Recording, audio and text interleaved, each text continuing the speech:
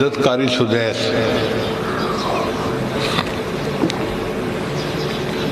قراء حضرات تو ان کے اوپر عاشق ہوتے ہیں، اور اللہ نے اب ان کو اور عزت دی۔ وہ دونوں حرم کے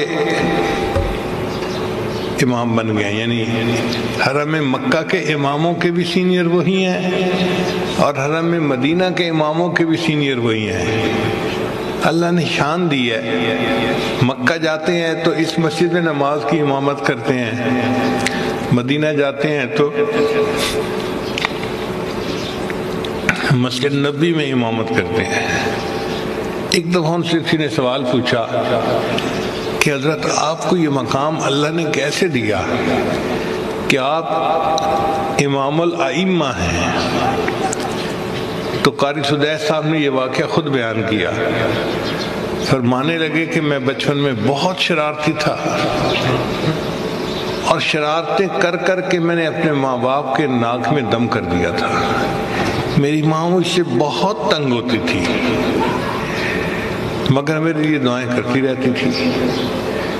ایک دن گھر کے اندر مہمان آئے تو میری والدہ نے ان کے لیے دال چاول بنائے۔ اب دال پکا کے امی نے رکھی تو میرے ذہن میں کیا شیطانیت آئی کہ میں نے ریت کی ایک مٹھی بھری اور سالن کے اندر ڈال دی۔ دیکھنے میں تو کسی کو پتہ نہ چلا۔ جب مہمان کھانے بیٹھے تو ان کو پتہ چلا کہ جی سالن کے اندر ریت ملی ہوئی ہے، سالن کھانے کے قابل ہی نہیں ہے۔ تو اس وقت بڑا شور ہوا اور میری امی کو بہت ہی ذلت اٹھانی پڑی۔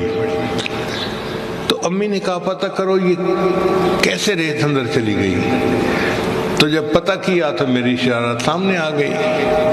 تو امی کو بتایا گیا کہ تیرے بیٹے سدیس نے شرارت کی ہے اور اس کے اندر ریت ڈال دی۔ کہنے لگے اس وقت امی کا چہرہ غصے سے سرخ تھا اور وہ پریشان تھی میری شرارت کی وجہ سے، اور اس غصے کے عالم میں امی نے مجھے کہا کہ بیٹے تو نے مجھے بہت ذلیل کر دیا، رسوا کر دیا مہمانوں کے سامنے، پتہ نہیں تجھے کب ہدایت ملے گی۔ میں تو دعا کرتی ہوں اللہ تجھے حرم کا امام بنا دے۔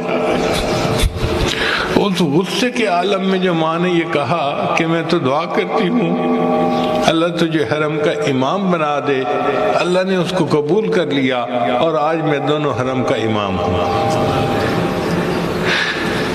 تو اولاد کی تربیت کے بارے میں یہ بہت اہم بات ہے کہ ماں باپ جیسے بھی ہیں، کلمہ گو تو ہے نا، وہ دعائیں کریں، اللہ تعالیٰ ماں باپ کی دعائیں اولاد کے حق میں قبول فرماتے ہیں۔